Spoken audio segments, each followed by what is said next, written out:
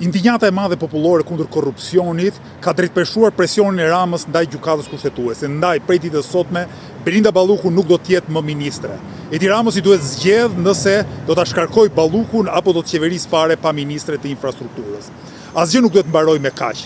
Belinda Ballukut i duhet hequr me do e mos imuniteti. Ndaj presioni i qytetarëve do të shkojë te Kuvendi i Shqipërisë që të votojë për heqjen e këtij imuniteti. Hajdutët nuk e kanë vendin parlament, po në burg. Ka edhe më. Edi Rama është bashkëpërgjegjës me Ballukun për çdo vjedhje, ndaj ai nuk mund të jetë më kryeministër i Shqipërisë. Populli shqiptar duhet ushtrojë po ashtu presion ndaj Kuvendit të Shqipërisë që ta shkarkojë Edi Ramën një orë më parë dhe t'i hapi rrugën zgjedhjeve të parakohshme. Një Ram i shkarkuar ose i detyruar të jap dorëheqje nga presioni popullor do të jetë si një boksier i rënë në knockdown, të cilin zgjedhje parakohshme do ta nxirrin fare knockout.